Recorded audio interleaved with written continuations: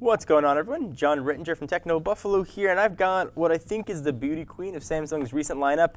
If you couldn't tell, it is the Galaxy S6 Edge Plus. It might be a mouthful, but you are getting a lot for your words, I think, with this guy, but time will tell as we get to our testing.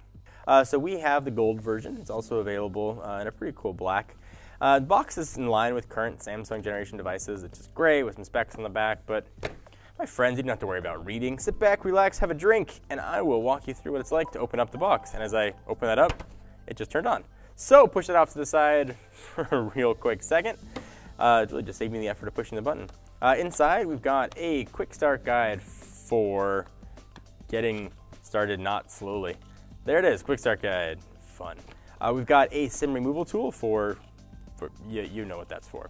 Inside the box, similar to what we've got, actually almost identical to what we have in the box for the Note 5, we've got a wall wart. This one obviously is not going to work in the US, but it is quick charge enabled. We've got a micro USB cable, no USB-C here, and a really nice pair of headphones that come in their own little plastic carrying case with different size ear gels depending on your ear size, and inline controls for that as well. But accessories, I'm just willing to bet, are not why you are here.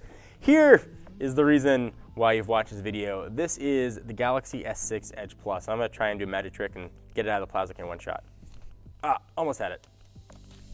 And there she is, all done up in a beautiful gold. The phone feels really nice in the hand.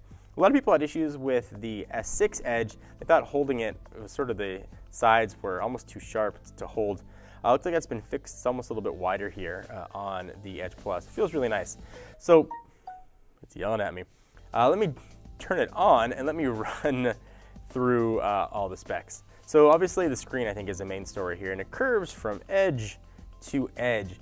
Spec for spec, it's almost exactly the same as a Note 5, save for the curve and the lack of an S Pen. But it is a 5.7-inch 2560 by 1440 screen. If you do math very quickly, you will know that is a 515 ppi. It's Samsung Super AMOLED displays. I think they do an incredible job with displays. I think some of the best in the industry. So I'd expect this to keep in line with that. It is running TouchWiz with their modern UI, but it's a much lighter version, as you can see.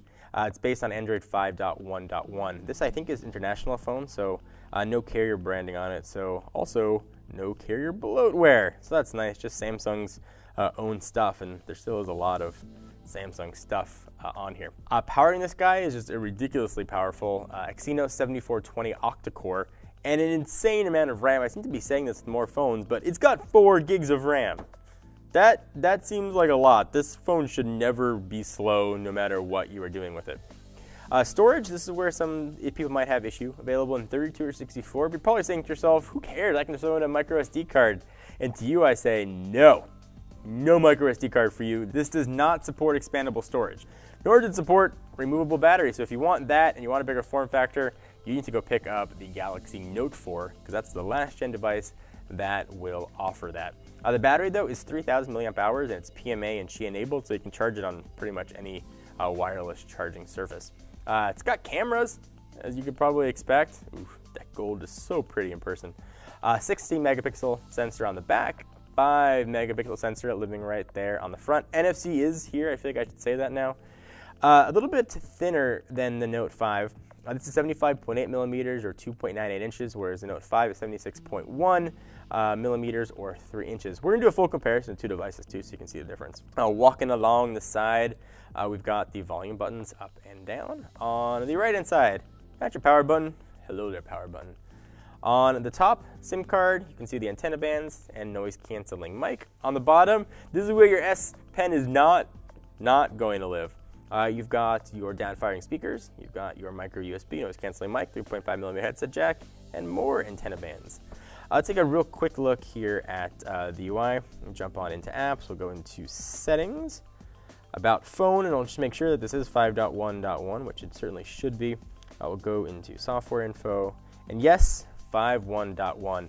On the bottom here, that home button also doubles as a fingerprint sensor, and it's flanked on the left and right by a back button and a multitasking button, so you can see what that looks like and swipe all that stuff off to the side. One thing I should also note about the UI that's only available on the Edge Plus, you swipe that out, get that right. You can see your People Edge. This is where you can set different contacts and you can dial in very quickly. If you turn the phone upside down, it actually will glow different colors of the person that's calling you. Anyway, let us know what you guys want us to see with this device. We're going to run it through a ton of tests, including what I think is going to be interesting, battery. I know there's some nerves with a 3,000 milliamp hour battery. We'll test quick charging, we'll test speed, performance, camera. We'll also test, just how good the phone is in general. Anyway, guys, let me know what else you want us to see and test. Until next time, John Rettinger from Techno Buffalo. See you guys next video. Bye-bye.